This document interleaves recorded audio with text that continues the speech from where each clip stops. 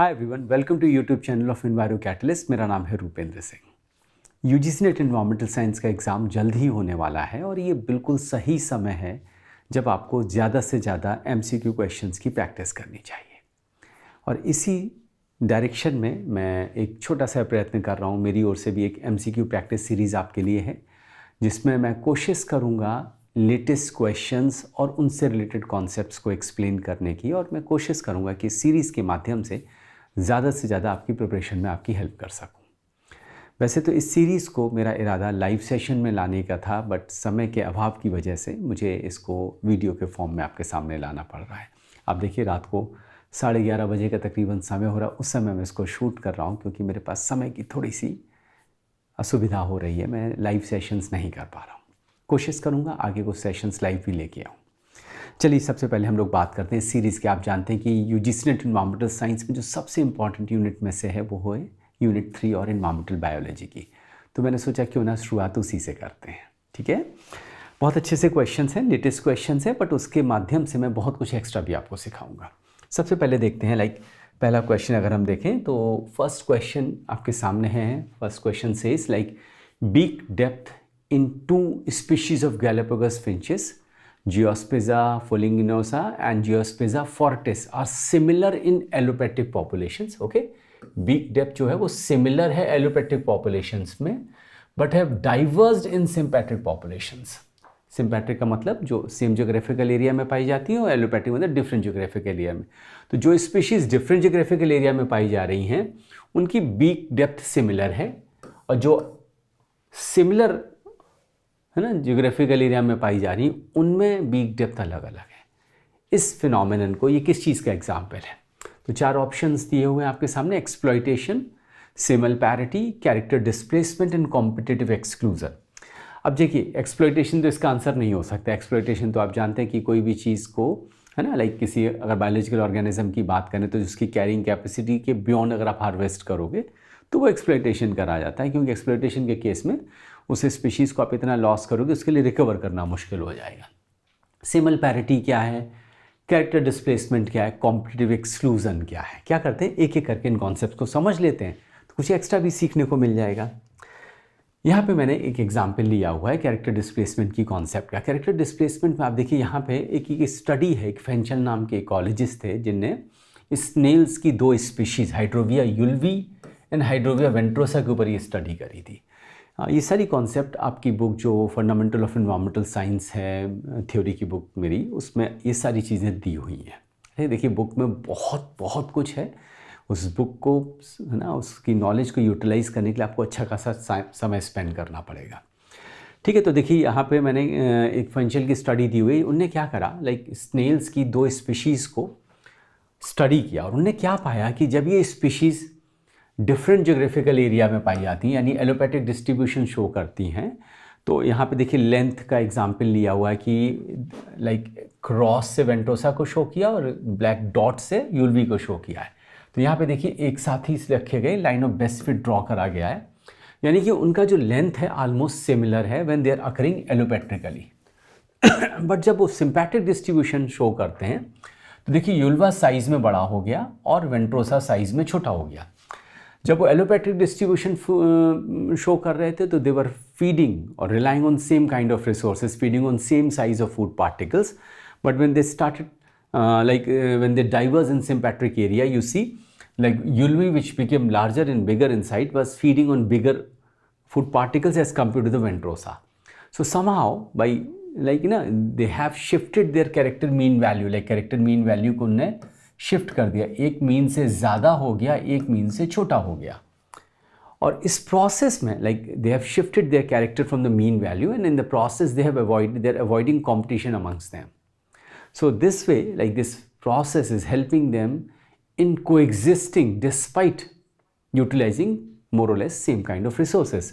तो ये एक बहुत अच्छा मेथड था जिसको आप बेहतर और इस डायग्राम से समझ सकते हैं। यहाँ पे भी देखिए वही चीज़ शो करी गई है। यहाँ पे कैरेक्टर मीन दिया हुआ है स्पीशीज़ ए, और अगर आप इसको आगे एक्सटेंड करो तो दोनों का कैरेक्टर मीन ऑलमोस्ट सिमिलर है जब वो एलोपैथिक डिस्ट्रीब्यूशन शो कर रहा है। बट जहाँ पे उनका डिस्ट्रीब्यूशन एरिया ओवरलैप कर रहा है, यानी सिंपैथिक डिस्ट्रीब्यूशन वाले एरिया में, तो देखिए कैरेक्टर मीन की वैल्यू ये थी एक साइज़ में बड़ा हो गया, एक साइज़ में छोटा हो गया, तो उनके कैरेक्टर मीन की वैल्यू शिफ्ट हो गई, एक साइज़ में बड़ा एक साइज़ में छोटा, और इस तरह से वो लोग आपस में कंपटीशन को अवॉइड कर पा रहे हैं।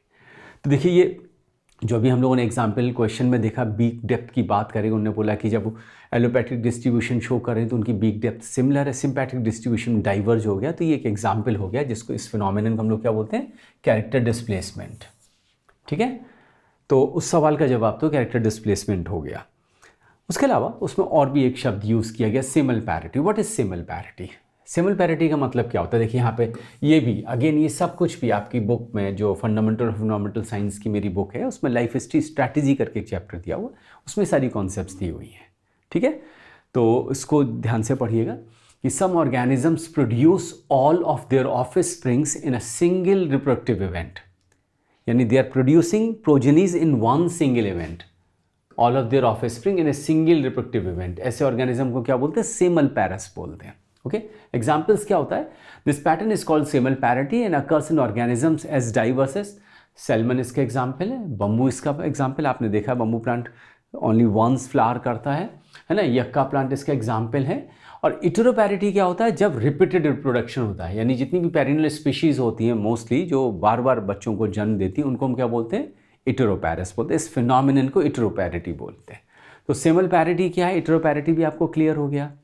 उसके अलावा उसमें तीसरा एक ऑप्शन था, जो एक और ऑप्शन था जिसको जो लिखा था कॉम्पिटिटिव एक्सक्लूजन, है ना। अगर आप उस क्वेश्चन की लैंग्वेज पे जाएं, आगे भी एक क्वेश्चन देखिए ना, तो ये मैंने आपको, ये तो पता ही है आपको, ये मैंने आपको एक्सप्लेन कर दिया, जो इसका आंसर भी इस क्वेश्चन का, और अब इसकी भी बात कर लेते हैं। अब देखिए, कॉम्पिटिटिव एक्सक्लूजन के प्रिंसिपल को हम लोग गॉसियन एक्सक्लूजन प्रिंसिपल के नाम से भी जानते हैं, है ना। रशियन इकोलॉजिस्ट थे GF गॉस, उनके ऑनर में हम लोग इसको गॉसियन एक्सक्लूजन प्रिंसिपल भी बोलते हैं। एक्चुअली गॉस ने एक्सक्लूजन प्रिंसिपल ही नहीं दिया था, उन्होंने और भी जो एक्सपेरिमेंट दिया था उसमें और भी कंक्लूजन्स ड्रॉ किए जा सकते थे, बट समहाउ उनका गॉसियन के नाम से एक्सक्लूजन प्रिंसिपल ज़्यादा पॉपुलर हो गया। आइए देखिए, यहाँ पे मैं आपको एक्सप्लेन करता हूँ कि किस तरह से, है ना, एक बहुत अच्छा सा हाँ, इस पे देखिए, ये देखिए एक स्टडी है जो GF गॉस ने करी थी। गॉस ने स्टडी करी थी 3 स्पीशीज़ ऑफ पैरामीशियम के ऊपर।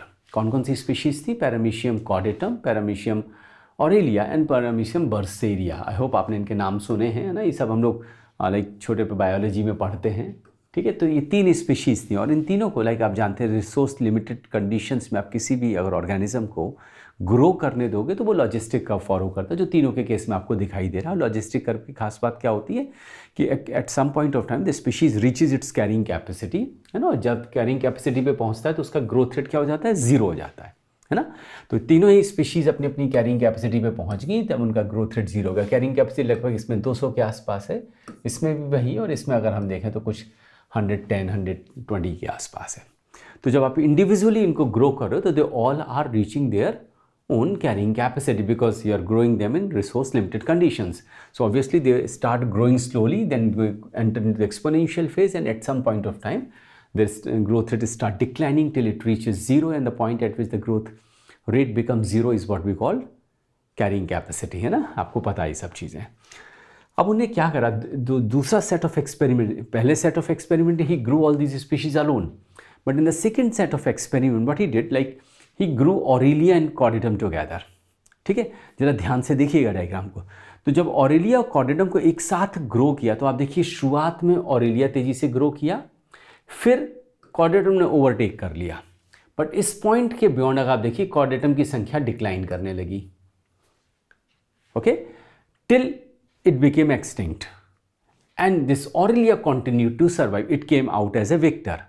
So you see, in this case, Aurelia has excluded Chordatum from utilizing resources to the extent that Chordatum became extinct, and this is what we call Gaussian exclusion principle. Like the reason for this, like both these species are relying on same resources. Mind you, I'm not saying similar resources.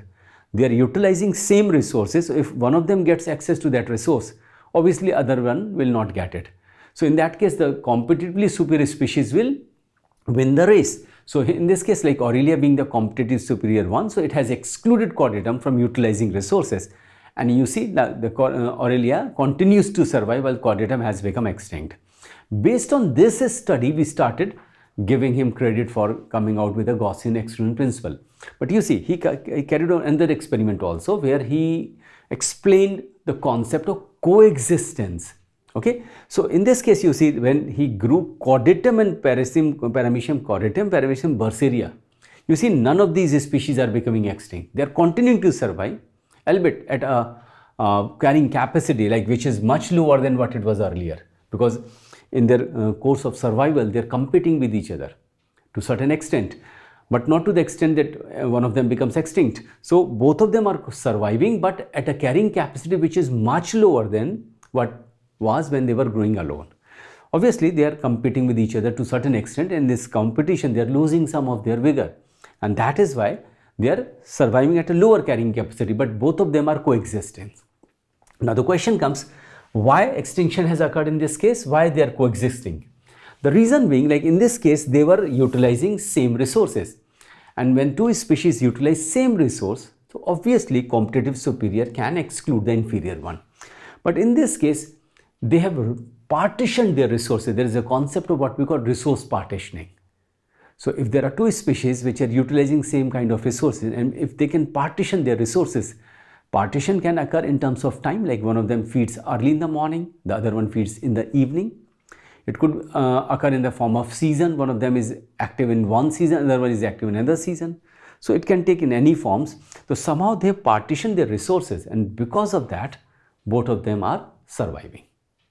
Is it okay? And it's very simple. So with this particular question, in this question, I have explained everything to you. You know exploitation, I explained what is semal parity, I explained to you what is character displacement, and now I have explained to you what is competitive exclusion, along with I have also explained you what is coexistence, and in what situations coexistence is possible.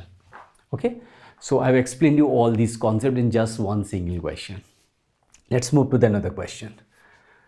Numerical based question है, बहुत ही अच्छा question है. The question says primary producers convert only about 1% of energy available to them to net primary production. यानी जो sunlight की energy आ रही है उसका केवल 1% को वो फिक्स कर रहे हैं नेट प्राइमरी प्रोडक्शन के form, which will be available to be utilise by the consumers. Now let's move ahead. There is a trophic transfer efficiency of 10% for each link in the food chain. 10% low, from one trophic level to the next trophic level, only 10% of the energy is passed. So this is the same thing he's saying, कि एक traffic से दूसरे traffic पे 10% energy पहुंच रही है. What would be the energy available to the tertiary consumer? Okay, this is the question.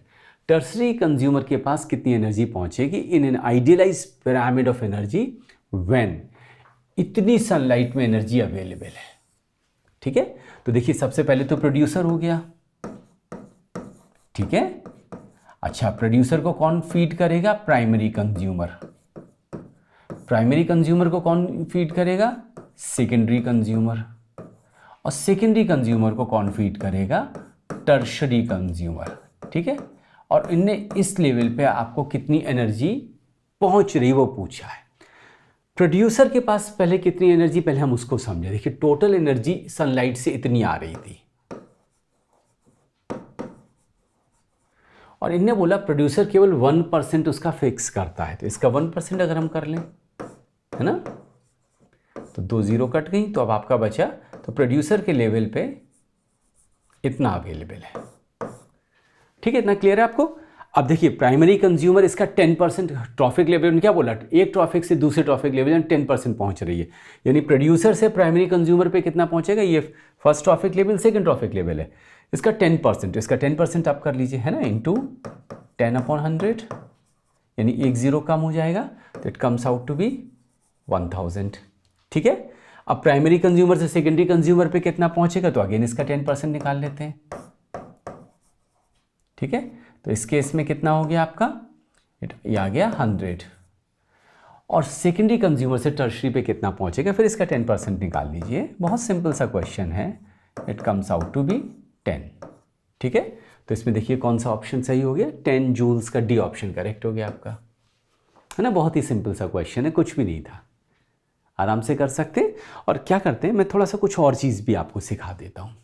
देखिए traffic transfer efficiency, अभी आपने इसकी बात करी जिसको हम लोगों ने 10% बोला, और इसको हम लोग लिंसमैन्स लॉ के नाम से भी जानते हैं, 10% लॉ के नाम से भी जानते हैं। सब आप लोगों ने पढ़ा कि एक ट्रॉफिक लेवल से दूसरे ट्रॉफिक लेवल पे केवल 10% एनर्जी पहुंचती है। और ये भी आप जानते हैं कि like when you move from producer to consumer या primary consumer secondary, at each trophic level there is reduction energy, loss of energy। ये लॉस एनर्जी होता क्या, क्यों है, उसकी वजह भी आई थी कि यहाँ समझने की कोशिश करते हैं। एक बहुत इंपॉर्टेंट कॉन्सेप्ट है जिस पे बहुत क्वालिटी क्वेश्चंस इकोलॉजी की फील्ड में बनाए जाते हैं। देखिए यहाँ पे क्या हुआ, मैंने एक ट्रॉफिक कंपार्टमेंट ले लिया है, ठीक है। इस ट्रॉफिक कंपार्टमेंट के थ्रू इस ट्रॉफिक कंपार्टमेंट को इसके पहले वाले ट्रॉफिक कंपार्टमेंट से एनर्जी मिलेगी, और इसकी जो एनर्जी है प्रोडक्शन वो नेक्स्ट ट्रॉफिक कंपार्टमेंट को पास ऑन किया जाएगा। चलिए जिस ट्रॉफिक कंपार्टमेंट को हम स्टडी कर रहे हैं उसको मैंने एन ट्रॉफिक कंपार्टमेंट माना है, तो इससे पहले वाला हो गया n-1, इससे आगे वाला हो जाएगा n+1। तो n को n-1 से एनर्जी मिलेगी, है ना, उससे। तो सपोज फॉर एग्जाम्पल अगर इसको हम हर्बीवोर मान लें, तो हर्बीवोर अगर n है तो प्लांट्स n-1 हो गए, ठीक है।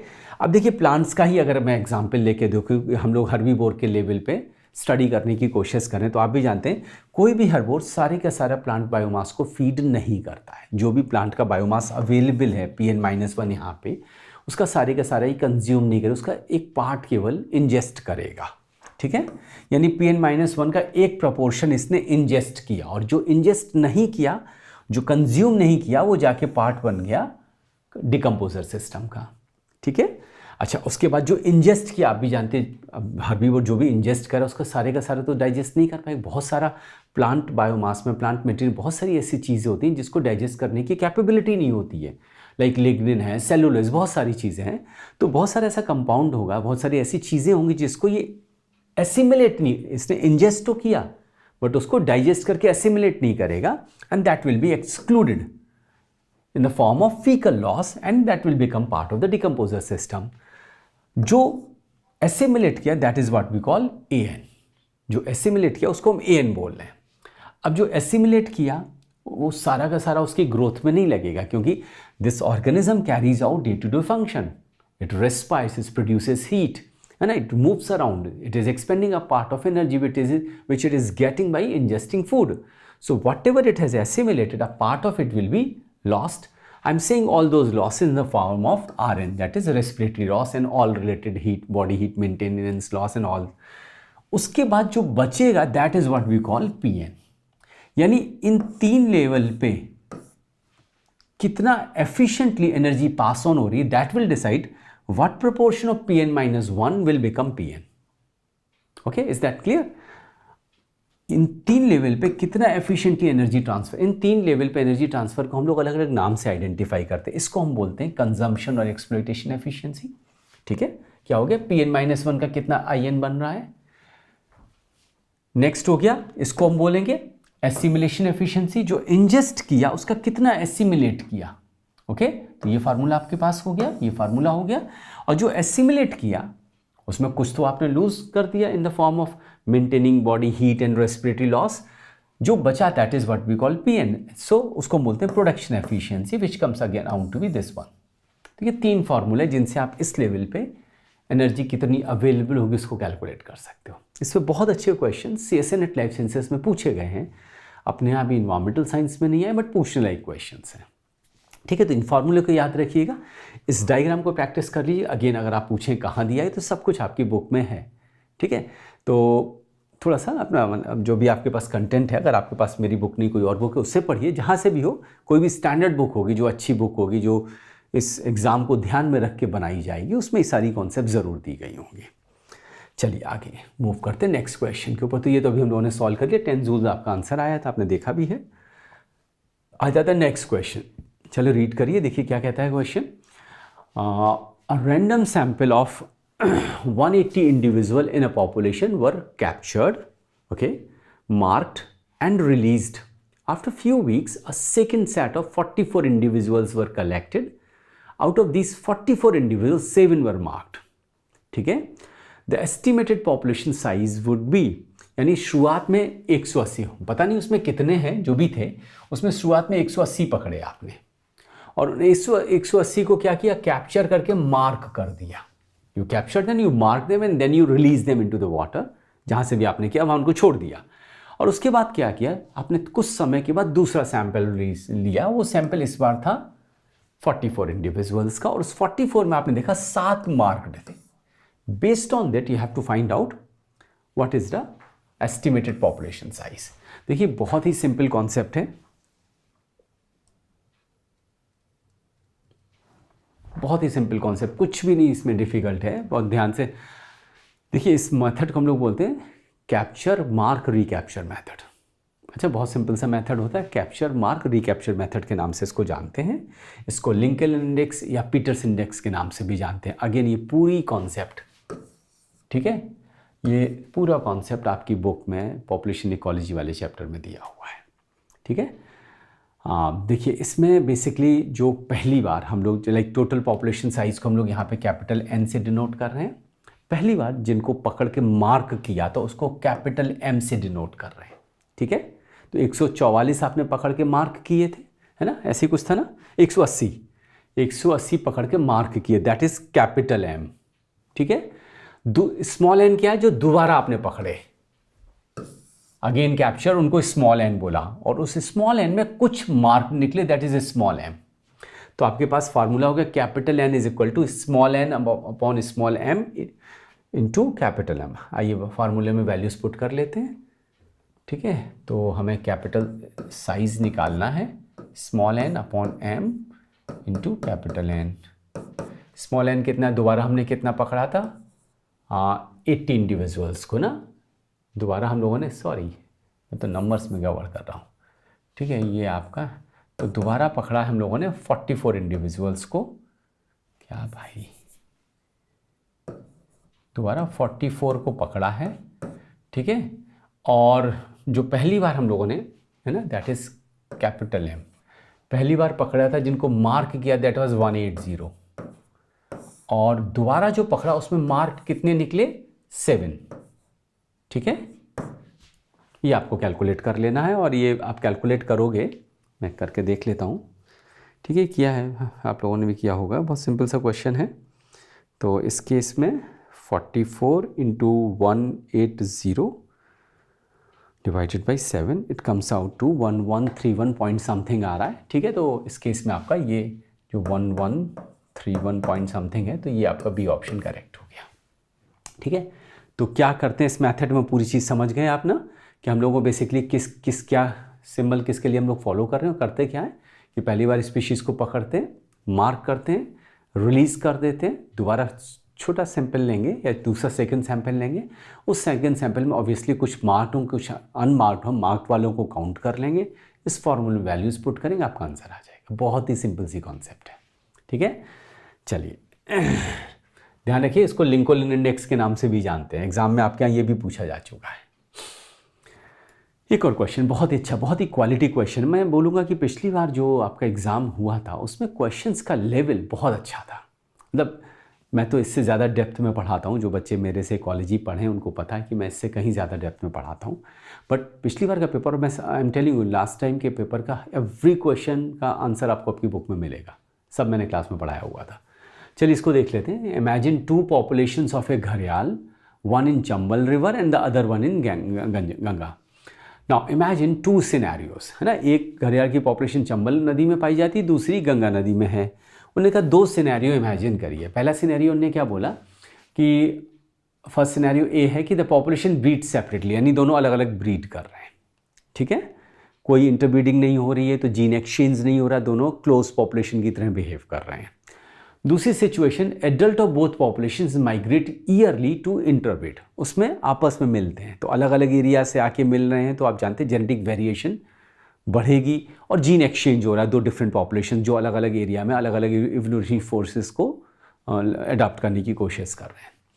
विच scenario would result in greater loss of genetic diversity. अच्छा, उन्होंने पूछा इनमें से दोनों सिनेरियो में किस में ज़्यादा जेनेटिक डाइवर्सिटी का लॉस होगा, ठीक है। If the Chambal river population is driven to extinction by anthropogenic factors, ठीक है। अब लॉजिक सोचिए क्या होगा। देखिए अभी 2 सिनेरियो हैं, एक जहाँ पे वो सेपरेटली ब्रीड कर रहे हैं, सेपरेटली ब्रीड कह रहे हैं, जैसे मैंने क्वेश्चन पढ़ाते समय बोला, जब सेपरेटली ब्रीड करें जीन का एक्सचेंज नहीं हो रहा है, यानी कि जो जेनेटिक डाइवर्सिटी है वो इंक्रीज नहीं हो रही है ना। और दूसरे सिनेरियो में जब इंटरब्रीडिंग कर रहे हैं, एक्सचेंज ऑफ जीन्स हो रहा है, वैरायटी ऑफ जीन्स पहुंचे, तो जेनेटिक वेरिएशन इंक्रीज कर रही है। तो इस केस में पहले वाले सिनेरियो में लॉस ऑफ जेनेटिक डाइवर्सिटी ज़्यादा होगा अगर चंबल पॉपुलेशन, क्योंकि चंबल पॉपुलेशन के जो जीन्स है वो केवल वहीं तक हैं। अगर आपस में इंटरब्रीडिंग कर रहे होते तो जो इंटरब्रीडिंग के दौरान न्यू प्रोजेनी में दोनों जगह के जीन्स आ जाते हैं। अब जब सेपरेटली ब्रीड कर रहे हैं तो वो जीन्स उसी तक कन्फाइन है। अगर Chambal population is driven to extinction तो वो genes, all those genes will be lost. So there will be greater loss of genetic diversity in case of scenario A. तो आंसर इसका क्या हो जाएगा? ए। ठीक है, ध्यान से समझिए, ना समझ में आए वीडियो को दोबारा वॉच करिएगा। ठीक है, चलिए आ जाते हैं नेक्स्ट क्वेश्चन पे। MacArthur and Wilson's island equilibrium model represents a balance between. ठीक है, आइलैंड इक्विलिब्रियम मॉडल क्या है, आइए थोड़ा सा इसका भी डिस्क्रिप्शन, अगेन ये सारा कुछ आपकी बुक में दिया हुआ है। ठीक है, fundamental of environmental science theory की बुक में सारा कुछ है। मतलब बहुत ही अनफॉर्चुनेट चीज़ है, मैं आप लोगों से ज़रूर शेयर करना चाहूँगा कि इस बुक की more than like 1500 copies sale हो चुकी हैं।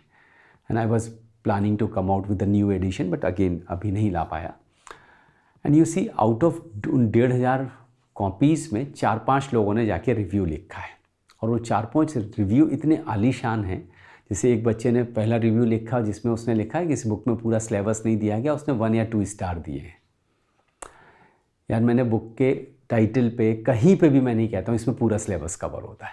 इतने तो समझदार आप भी हैं कि एक सिंगल बुक में पूरा सिलेबस तभी कवर हो सकता है जब मैं और लोगों के जैसे हेडिंग लिख दूँ और 2 लाइन लिख दूँ, है ना। मेरी बुक में वैसे चीज़ें कवर नहीं होती हैं, आपने पढ़ी हैं जिन लोगों ने पढ़ी हैं।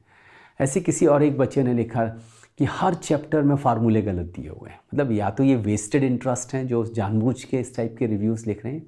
8th एडिशन में आने के बाद ये बुक, मतलब मुझे अपनी ओर से कहने की ज़रूरत नहीं है, आप लोगों का इतना सहयोग मुझे इस बुक में मिला है, मैं जानता हूँ। तो मैं यही चाहूँगा कि आप लोग कुछ अच्छे से रिव्यू भी लिख दिया करिए, क्योंकि जो नया बच्चा है जो नहीं जानता इस बुक के विषय में, उसको इस टाइप के रिव्यू से नुकसान होता है ना। मतलब ये बुक बहुत बिकती है, आप भी जानते हैं। मतलब मुझे लाइक इस एग्ज़ाम का जब डेट आगे बढ़ा तो मुझे इसको रीप्रिंट करवाना पड़ा, क्योंकि बुक मेरे पास ख़त्म हो गई। तो फिर बच्चे फ़ोन करना शुरू करते हैं, बुक नहीं मिल रही। तो आप लोगों से एक छोटी सी रिक्वेस्ट करूंगा कि, और जो लोग नेगेटिव रिव्यू लिखते हैं उनसे लिखूंगे यार थोड़ा सा सेंसिबल होके लिखिए, है ना। अब बुक में पूरा सिलेबस नहीं, इसके लिए आप लिख दें कि, है ना भाई, उसमें सेलेक्टिव टॉपिक्स में हर जगह बोलता हूँ, है ना। और आप इतने तो सेंसिबल आप भी हैं कि एक सिंगल बुक में पूरा सिलेबस यूजीसी नेट का नहीं कवर हो सकता। मैं तो नहीं कवर कर सकता, ठीक है, क्योंकि मैं उस टाइप की बुक डिज़ाइन नहीं कर सकता। मेरी बुक में ये सब कुछ है जो मैं पढ़ा रहा हूँ। देखिए एक एक चीज़ कॉन्सेप्ट में बता रहा हूँ। जितने भी क्वेश्चन, ऐसा नहीं मैंने वो क्वेश्चन चूज़ किए जो बुक में दिए। आप उठा लीजिए मेरी MCQ की बुक, शुरू में यही सारे क्वेश्चंस मिल रहे हैं, और मैंने ऐसे क्वेश्चंस लिए जिनके माध्यम से मैं आपको एक्स्ट्रा चीज़ें बता सकूँ। चलिए अभी इसकी बात करते हैं। तो देखिए मैकार्थर की थ्योरी को हम लोग equilibrium theory of island biogeography के नाम से भी जानते हैं। और ये किसकी बात करती है, देखिए यहाँ पे इसी सेंटेंस में लिखा, पहली 2 लाइन है आपकी बुक में, कि मैकार्थर एंड विल्सन्स, पहले तो किसने इस थ्योरी को दिया, ये अपने आप में क्वेश्चन बन के आता है। अच्छा, ये एग्जाम में अलग से ये क्वेश्चन खुद ही बन के आता है। States that the number of species on an island is determined by the equilibrium between immigration of new species and extinction of those species already present. यानी इमिग्रेशन और एक्सटिंक्शन का बैलेंस डिसाइड करता है किसी आइलैंड पे कितनी species होंगी। जैसे कि यहाँ पे देखिए, पहले हम लोग इन दो ग्राफ्स को स्टडी करते हैं। एक ग्राफ में इमिग्रेशन रेट दिया हुआ है वाई एक्सेस पे, और यहाँ पे नंबर ऑफ रेजिडेंट स्पीशीज दिया हुआ है। देखिए लॉजिकली समझने की कोशिश करिए। यहाँ पे हम लोग क्या सिनेरियो लेके चल रहे हैं कि सपोज ये एक कॉन्टिनेंट है और ये आइलैंड है आपके पास, है ना। इस केस में मैं क्या करता हूँ, क्लोज और डिस्टेंट आइलैंड बना दे रहा हूँ जो लगभग सेम साइज़ के हैं, और एक सिनेरियो ये ले लेता हूँ कि सेम डिस्टेंस पे बट एक साइज़ में छोटा एक बड़ा है। अच्छा, ऊपर वाले डायग्राम पे ज़रा ध्यान दीजिएगा।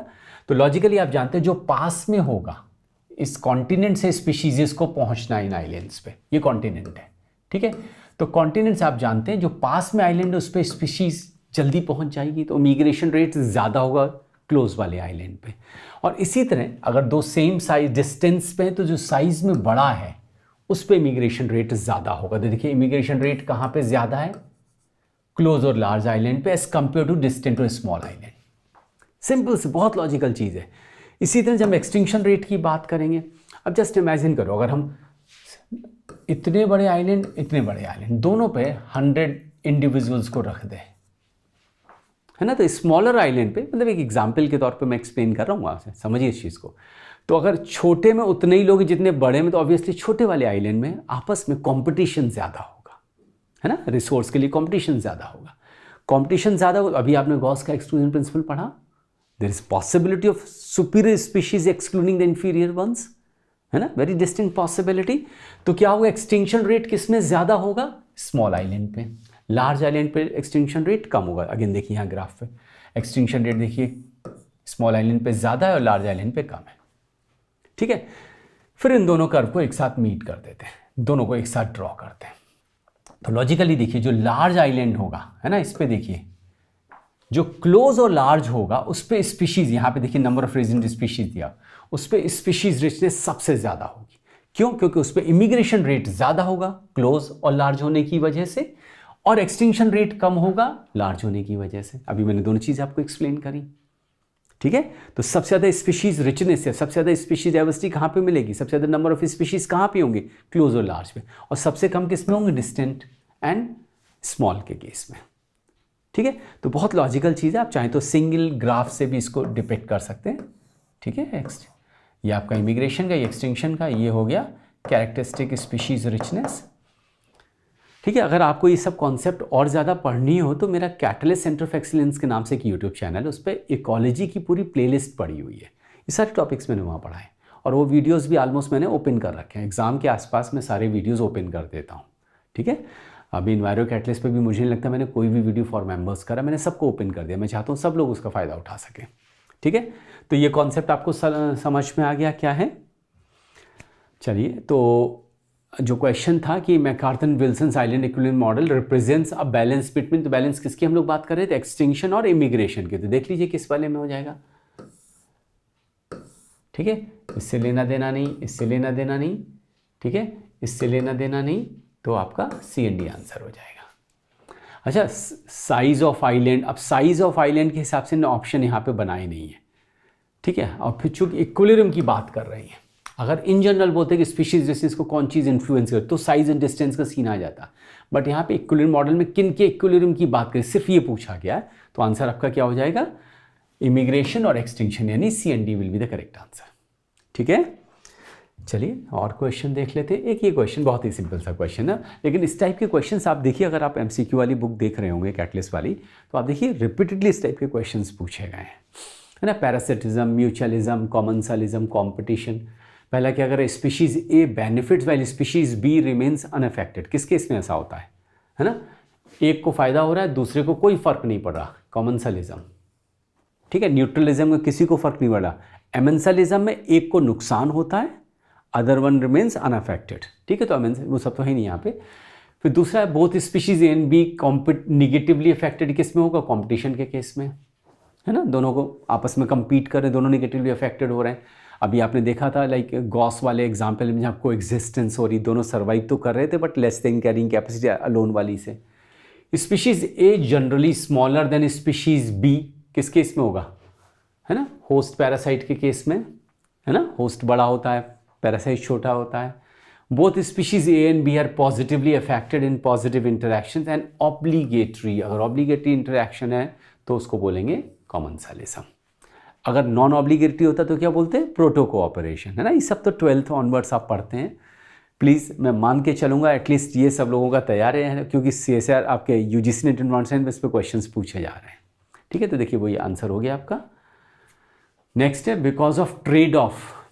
ट्रेड ऑफ का मतलब क्या होता है, जैसे आपके पास 100 रुपये है ना, हॉस्टल के बच्चे इसको बहुत अच्छे से जानते हैं, जो लोग हॉस्टल में रहते हैं वो इस परेशानी को बहुत अच्छे से समझते हैं कि अगर आपके पास 100 रुपये हैं तो 100 रुपये से या तो आप मूवी देख लीजिए या अपना 2 दिन का नाश्ता खा लीजिए, है ना, वही वाली चीज़ है।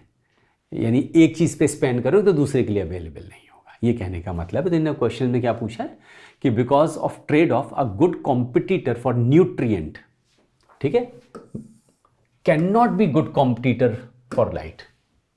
क्यों? क्योंकि भाई दोनों की रिक्वायरमेंट्स अलग अलग हो जाती है। अगर लाइट के लिए कैरेक्टर्स डेवलप करोगे तो न्यूट्रिएंट यूटिलाइज नहीं कर पाओगे, न्यूट्रिएंट वाले लाइट वाला नहीं कर पाओगे, तो इसका आंसर क्या होगा, दे रिक्वायर कॉन्ट्रास्टिंग ट्रेट्स, ठीक है। They require uniform environment for growth, obviously not. They require obligatory interactions, they require general, ठीक है। तो आप समझ रहे, इसका आंसर ए हो जाएगा। वजह समझ में आई? ट्रेड ऑफ क्या होता है? ट्रेड ऑफ शब्द का मतलब समझ लीजिए बस। Next question, Which of the following hypothesis account for the relationship of biodiversity to ecosystem functioning? अब देखिए, बायोडाइवर्सिटी से इकोसिस्टम फंक्शनिंग को लेके अगर आप इन ऑप्शंस में देखें, climate stability hypothesis. Climate stability hypothesis basically ये कहती है कि जहाँ पे स्टेबल क्लाइमेट होता है वहाँ पे स्पीशीज रिचनेस ज़्यादा होती है, तो ये इकोसिस्टम फंक्शनिंग को नहीं बताता है, स्पीशीज रिचनेस को एक्सप्लेन करता है। इंटरमीडिएट डिस्टर्बेंस हाइपोथेसिस भी उसी को एक्सप्लेन करता है। हाईली डिस्टर्ब्ड हैबिटाट में स्पीशीज रिचनेस कम होती है, ठीक है। तो अगेन इकोसिस्टम फंक्शनिंग को एक्सप्लेन नहीं कर रहा है। रिडंडेंसी हाइपोथेसिस क्या भी मैं आपको एक्सप्लेन करूंगा। स्पेशल हेट्रोजेनिटी हाइपोथेसिस क्या होती है? जो ज़्यादा हेट्रोजीनियस इकोसिस्टम्स होते हैं उसमें स्पीशीज डाइवर्सिटी ज़्यादा होती है, वैरायटी ऑफ नेचर्स, ज़्यादा स्पीशीज डाइवर्सिटी होगी, ठीक है। तो ये तीनों जो है बेसिकली स्पीशीज डाइवर्सिटी को एक्सप्लेन करें। इनमें से कोई भी, इन तीनों में से कोई भी relationship of biodiversity ecosystem functioning को उसको एक्सप्लेन नहीं कर रहा है, वो केवल इससे एक्सप्लेन हो रहा है क्या? Redundancy hypothesis. अगेन ये सारा कुछ आपकी बुक में है, ठीक है। स्पीशीज डाइवर्सिटी वाले चैप्टर में, बायोडाइवर्सिटी वाले चैप्टर जाएंगे, सारी कॉन्सेप्ट्स आपको मिलेंगे। देखिए, रिडंडेंसी तो एक हाइपोथेसिस, उसके अलावा और भी hypothesis, rivet hypothesis, linear hypothesis, keystone hypothesis and idiosyncratic hypothesis. क्या होता है मैं आपको एक्सप्लेन कर देता हूँ, अच्छे से समझ लीजिए। देखिए, लीनियर हाइपोथेसिस में क्या है कि इकोसिस्टम, हम लोग यहाँ पे क्या बात कर रहे हैं? इकोसिस्टम फंक्शनिंग और स्पीशीज रिचनेस की बात कर रहे हैं। Ecosystem functioning in terms of community services, कौन सी सर्विसेज इकोसिस्टम प्रोवाइड कर रहा है? तो देखिए, ये कहता है कि लीनियर रिलेशनशिप है, जैसे जैसे स्पीशीज रिचनेस रिड्यूस होगी, कम करोगे, वैसे वैसे स्पीशीज कम्युनिटी फंक्शनिंग या इकोसिस्टम फंक्शनिंग या कम्युनिटी सर्विसेज रिड्यूस होती चली जाएंगी। इंक्रीज करोगे, इंक्रीज होती चलेगी, इसको बोलते हैं लीनियर हाइपोथेसिस। दूसरा क्या था? Rivet hypothesis. रिवेट हाइपोथेसिस को आप समझने की कोशिश करें एक फ्लाइंग एरोप्लेन से। अब एरोप्लेन जो फ्लाई करा वो ढेर सारे पार्ट्स का बना हुआ, वो सारे पार्ट्स एक दूसरे से नट बोल्ट, रिवेट से जुड़े हुए हैं, ठीक है। अब देखिए, कुछ नट बोल्ट कुछ स्ट्रैटेजिक जगहों पे, जहाँ पे आप अगर उनको हटा दो, रिवेट्स को ओपन कर दोगे तो निगेटिव इम्पैक्ट होगा उसकी फ्लाइंग कंडीशन। कुछ ऐसी जगह जिनसे कोई फर्क नहीं पड़ रहा, ठीक है। तो वही यहाँ एक्सप्लेन कर रहा है। कुछ का इम्पैक्ट देखिए, कुछ स्पीशीज़ को हटाने पे इम्पैक्ट कम हो रहा है, कुछ को हटाने पे इम्पैक्ट बहुत ज़्यादा हो रहा है, डिपेंडिंग अपॉन स्पीशीज़ कौन सा रोल प्ले कर रही है, ठीक है। तो इकोसिस्टम ऐसी ढेर सारी स्पीशीज़ होती हैं जो अलग अलग रोल, कुछ ज़्यादा इंपॉर्टेंट रोल प्ले कर रहे हैं, कुछ कम इंपॉर्टेंट रोल। तो हटाने पे नुकसान तो होगा, लेकिन कुछ को हटाने पे ज़्यादा इकोसिस्टम सर्विसेज नेगेटिवली इंपैक्टेड होंगी, कुछ को हटाने पे कम इंपैक्टेड होंगी। तो इसको बोलते हैं रिवेट हाइपोथेसिस। क्लियर है सबको? है ना? मैं कोशिश कर रहा हूँ, ना समझ में आपसे बार बार बोल रहा हूँ क्योंकि वीडियो है, रिकॉर्डिंग से ही है। तो इनकेस कहीं कुछ ना समझ में आप कमेंट्स में लिखिएगा, ठीक है। मैं नेक्स्ट वीडियो जो रिलीज़ करूँगा उसमें उस चीज़ को एक्सप्लेन कर दूँगा, और मैं कोशिश करूँगा जब समय एग्ज़ाम तक हो सके तो कुछ लाइव सेशंस भी आपके लिए लेके आऊँ, बट एज ऑफ नाउ अभी आप लोग इससे काम चलाइए। तीसरा, रिडंडेंसी हाइपोथेसिस। रिडंडेंसी का मतलब क्या? तो सुपरफ्लुअस, यानी जो काम आप करो वो काम 4 लोग और कर रहे हैं, तो अगर एक लोग हट भी जाए, 2 लोग हट भी जाए तभी काम तो होता रहेगा, वो है रिडंडेंसी हाइपोथेसिस। यानी same species, same role play करने वाली ढेर सारी स्पीशीज़ होती हैं किसी इकोसिस्टम में। तो अगर कुछ स्पीशीज़ को हटा भी दो तो इकोसिस्टम की फंक्शनिंग या कम्युनिटी सर्विसेज पे कोई नेगेटिव इम्पैक्ट ज़्यादा नहीं पड़ेगा, क्योंकि इसको हटा दिया, इसको हटा दिया ना, यहाँ से इतना रिड्यूस हो पाया केवल, ठीक है। तो इसको बोलते हैं रिडंडेंसी हाइपोथेसिस, जो उस वाले क्वेश्चन का आंसर भी था।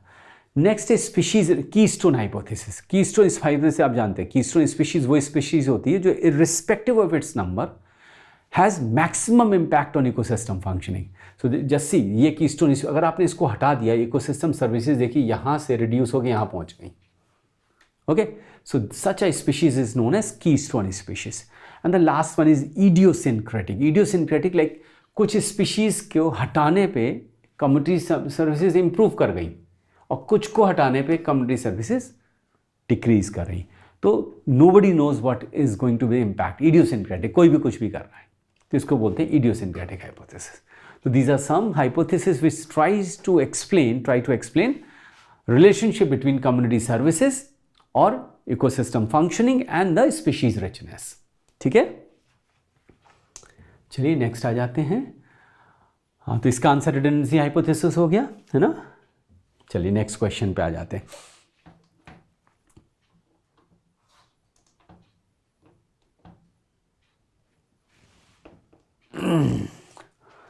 Different species resemble in ecological features but form similar looking vegetation in widely separated geographical regions by assuming similar life forms under the influence of extreme climatic conditions are known as, ठीक है, different species resemble in ecological feature but form similar looking vegetation in widely separated geographical regions, अलग अलग geographical area में लगभग एक जैसे features के develop कर रहे हैं, तो उसको क्या बोलेंगे, है ना, endemism, speciation, convergence, adaptive radiation.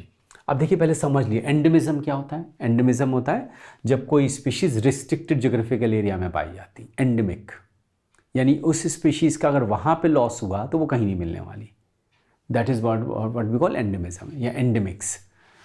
Convergence है ना, यानी अलग अलग ज्योग्राफिकल एरिया की स्पीशीज सेम फीचर्स डेवलप करें, जो इस वाले क्वेश्चन में कहा भी गया है। स्पीशिएशन, नई स्पीशीज का फॉर्मेशन, और नेक्स्ट है एडाप्टिव रेडिएशन, यानी कि जरा समझिए यहाँ पे एडाप्टिव रेडिएशन को, इसका आंसर कन्वर्जेंस है।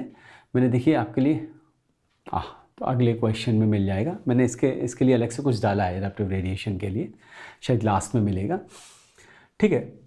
एडाप्टिव रेडिएशन डार्विन्स फिंचेस का एग्जाम्पल है कि एक स्पीशीज़ मल्टीपल जगहों पे जाके मल्टीपल फॉर्म्स में डाइवर्सिफाई हो जाती है ना, वहाँ पे इस कन्वर्जेंस में अलग अलग ज्योग्राफिकल एरिया की स्पीशीज़ के सेम फीचर, एडाप्टिव रेडिएशन में अलग अलग सेम स्पीशीज़ के अलग अलग ज्योग्राफिकल एरिया में अलग अलग फीचर्स का डेवलप हो जाना। एक ही स्पीशीज़ से सारी सब पॉपुलेशन, सारी स्पीशीज़ इवॉल्व हो रही है in the process of speciation and adaptation, ठीक है। इसको आगे आगे फिर एक्सप्लेन करेंगे।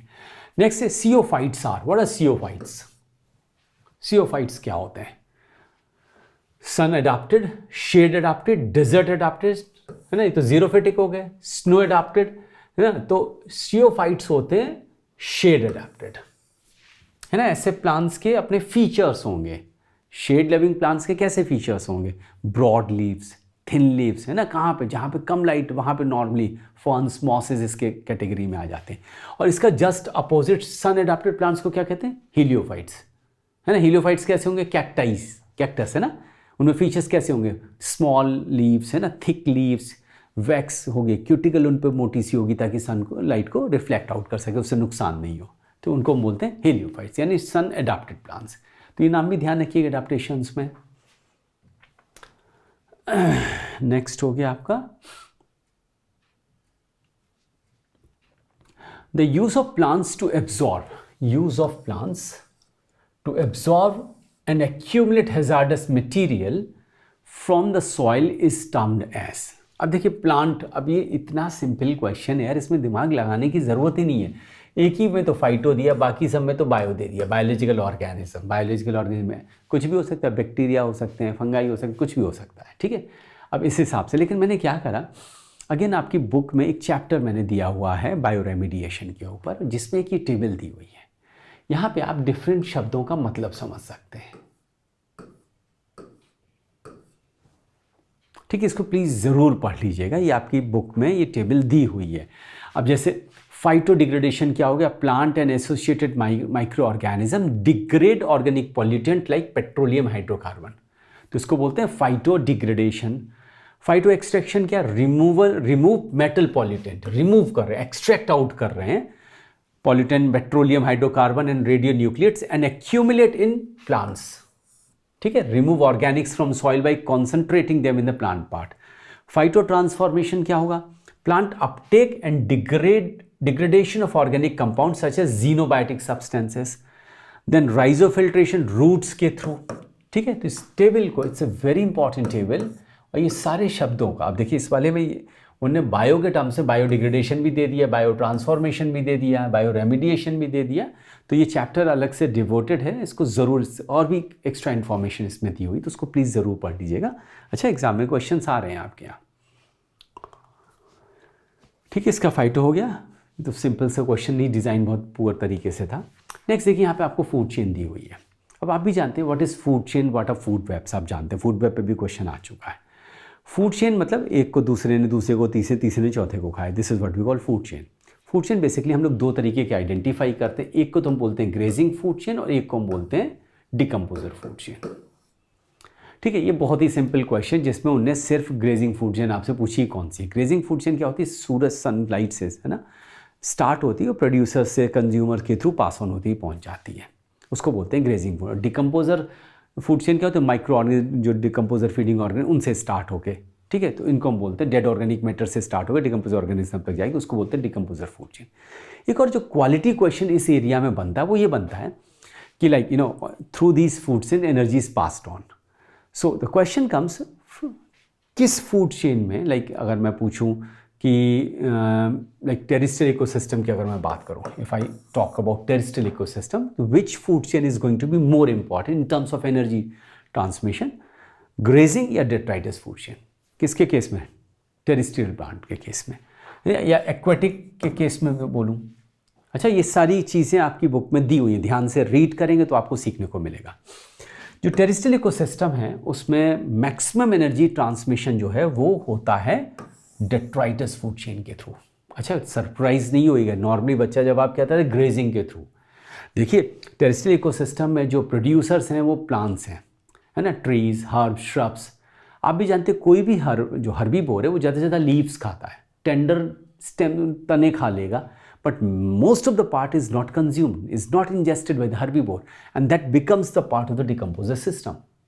So most of the energy in the case of terrestrial ecosystem is passed through the decomposer food chain, not through the grazing food chain. But in case of aquatic organism, aquatic ecosystems, 90% or more of the energy pass through grazing food chain, क्योंकि वहाँ पे क्या होता है, producers come phytoplanktons, totally proteinaceous body, not much of a structural material which cannot be consumed, so wholly they are consumed. Okay तो इस चीज़ को ज़रूर ध्यान रखिए। इस वाले में ज़रा देखिए कौन सा ऑप्शन हो गया। अब जैसे sun, green plant, herbivore, first order carnivore, second, हाँ ये सही लग रहा है पहला वाला। दूसरा sun, second order carnivore, obviously बकवास लिखा हुआ है ये। अब तक बहुत ये पोस्ट ग्रेजुएट बच्चे से पूछने लायक क्वेश्चन तो नहीं है, बट ठीक है पूछ रहे हैं अगर। नेक्स्ट है, with the change in environmental conditions species that are not adopted to such changed conditions disappear. ठीक है, धीरे धीरे इन्वायरमेंटल कंडीशन चेंज हो रही, जो स्पीशीज अडॉप्ट नहीं कर रही वो डिसअपीयर हो जाती हैं। दिस फिनोमिनन इज कॉल्ड, अब देखिए ऑप्शंस को देखिए, पहला बोला एंथ्रोपोजेनिक एक्सटिंक्शन। इसमें देखिए इन्वायरमेंट की बात कर रहा है, एंथ्रोपोजेनिक मतलब ह्यूमन इंड्यूस्ड एक्सटिंक्शन, तो ये इसका आंसर नहीं हो सकता। Anthropogenic where humans are responsible. ठीक है, मास एक्सटिंक्शन क्या है, जहाँ पे एक्सेसिव लॉस ऑफ लाइफ होता है, अभी मैं बता दूंगा थोड़ा सा। नेचुरल एक्सटिंक्शन क्या है, जो नेचुरल जो रेट ऑफ एक्सटिंक्शन है, आप जानते हैं हर स्पीशीज़ का एक लाइफ स्पॉन होता है, after that species will perish, that is what contributes to background rate of extinction. तो natural extinction is which is occurring naturally without any, मतलब किसी और वजह से, तो उसको नेचुरल। तो इसमें से अगर ऑप्शंस देखें तो natural extinction seems to be the best answer. Species migration, it's not extinction, वो एक्सटिंक्शन की बात करें तो obviously it can not be the answer. ठीक है, यहाँ है ना डिसअपियर होने की बात करें तो माइग्रेशन नहीं हो सकता आंसर, तो इसका आंसर सी हो गया। अब देखिए मास एक्सटिंक्शन के केस में अगर मैं आपसे बोलूँ, ये सारी कॉन्सेप्ट अगेन आपकी बुक में बहुत अच्छे से दिया हुआ है।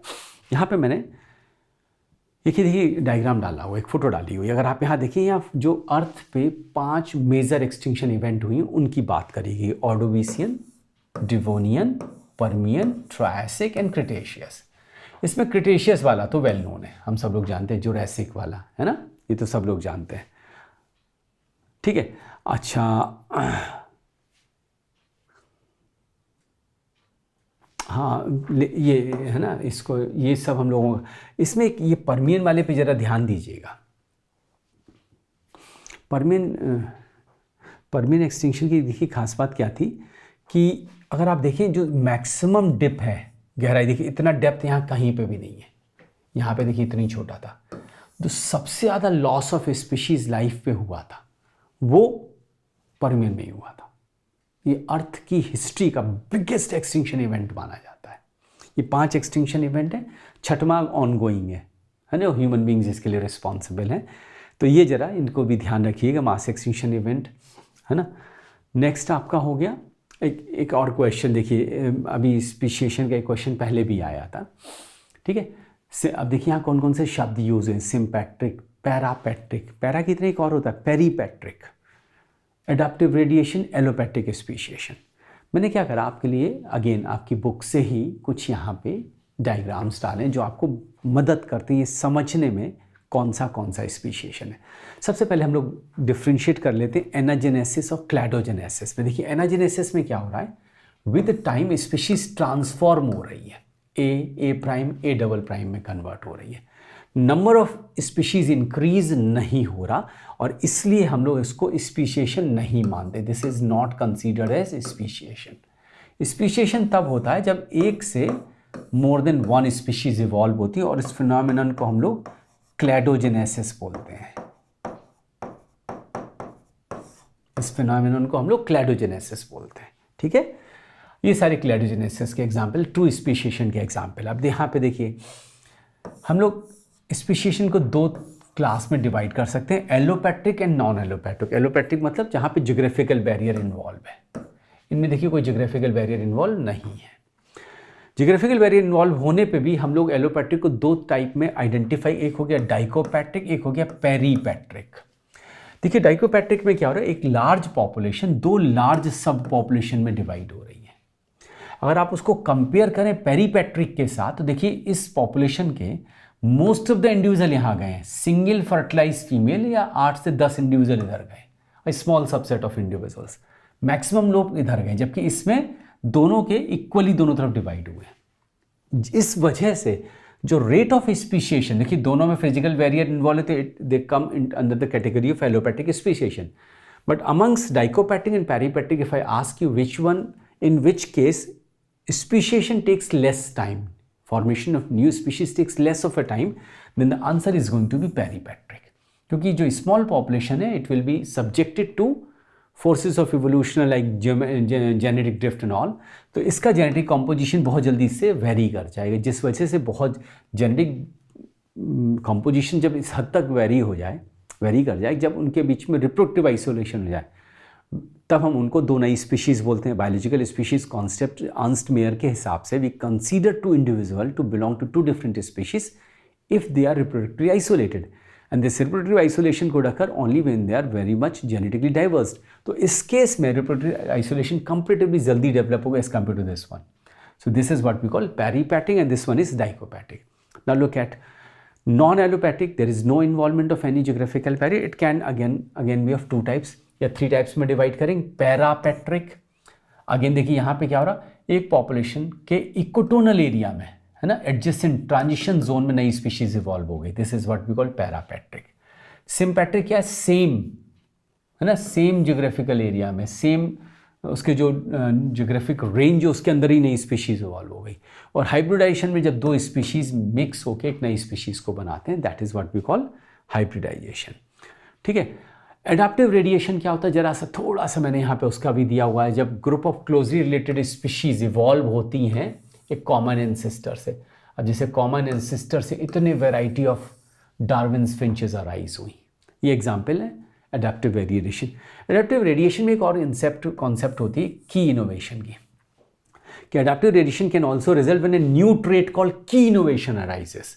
अब की इनोवेशन के एक एग्जाम्पल के तौर पर जैसे लंग्स हैं, लंग्स सबसे पहले लंग फिशेस में आए थे है ना, लंग्स पहले नहीं होते, गिल से लेती थी, लंग फिशेस में फर्स्ट टाइम लंग्स आए और उसके बाद टेरेस्ट्रियल वर्टिब्रेट इवॉल्व हुए।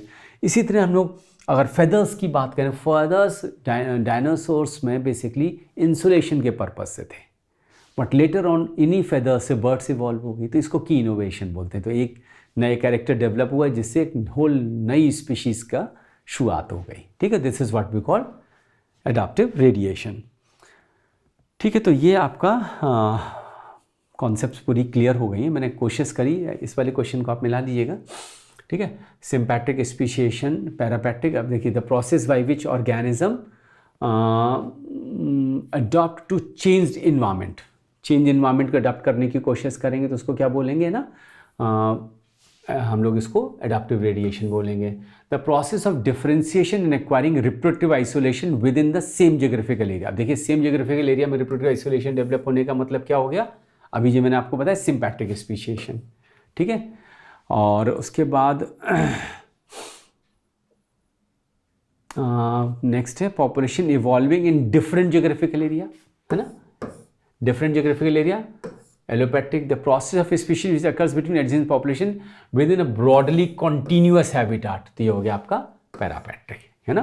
तो Q का 4, P का 1 है ना, ये बी ऑप्शन हो रहा है आपका। ठीक है, तो बहुत सिंपल सी चीज़ें हैं। इकोलॉजी बहुत इजी है, अगर आप उसको अच्छे से फील करने लगे, सही से समझने लगे तो बहुत इजी होती है। ठीक है, और आपके पास अगर मेरी बुक है फंडामेंटल ऑफ एनवायरमेंटल साइंस, तो मैं कहूँगा ईमानदारी से उसको पढ़िए। बहुत है, बहुत कुछ दिया हुआ है ना। जो लोग अभी उस बुक को, जब आप लोग न्यू होते हैं शायद उतना अप्रिशिएट नहीं कर पाते हैं, लेकिन बाद में समझ में आते, फिर अपने जूनियर्स को बताते हैं यार इस बुक को आँख बंद करके फॉलो करो। जो मुझे बच्चे बताते, मैं उस बात को कर रहा हूँ। तो बुक आपके लिए बहुत ही यूटिलिटी की है। ऑब्वियसली आप समझ सकते हैं एक सिंगल बुक में सब कुछ नहीं हो सकता, लेकिन जितना उस बुक में दिया उसको भी 6 महीने में पढ़ने में आपको बहुत समय लगेगा। और पढ़ना नहीं, आपको कमांड करना है, ताकि उस नॉलेज को, ये सब कुछ है आपकी बुक में, और आपको उस नॉलेज को एग्ज़ाम में यूज़ करना है। तो जब तक आपको प्रॉपर कमांड नहीं हो, आप एग्ज़ाम में क्वेश्चन सही नहीं कर पाएंगे। ठीक है, तो देखिए मैंने अपनी ओर से कोशिश करी कि सिर्फ क्वेश्चंस के आंसर ही नहीं बताऊं, ढेर सारी रिलेटेड कॉन्सेप्ट्स भी बताऊंगा आपको। ठीक है, इसी तरह मैं और वीडियोस लाऊंगा और डिफरेंट यूनिट्स के ऊपर, और जब संभव होगा तो मैं आपके लाइव सेशंस पे लेके आऊँगा। Thank you, thanks for watching this video. Please इस वीडियो को ज़्यादा से ज़्यादा शेयर करिएगा, ताकि सभी लोग, जो बच्चे इन्वायरमेंटल साइंस में, देखिए बहुत सारे नॉन इन्वायरमेंट बैकग्राउंड के बच्चे से एग्ज़ाम में अपीयर होते हैं, तो उनके लिए ये वीडियो बहुत यूज़फुल हो सकता है। मैं कोशिश करता हूँ जितना सिंपल हो सके चीज़ों को एक्सप्लेन करूँ। ठीक है, और अगर कहीं पे कोई डाउट हो, कुछ ना समझ में, तो प्लीज़ कमेंट्स में ज़रूर लिखिएगा, मैं आपके सवालों के जवाब ज़रूर दूंगा। ठीक है, thanks for watching this video, thank you.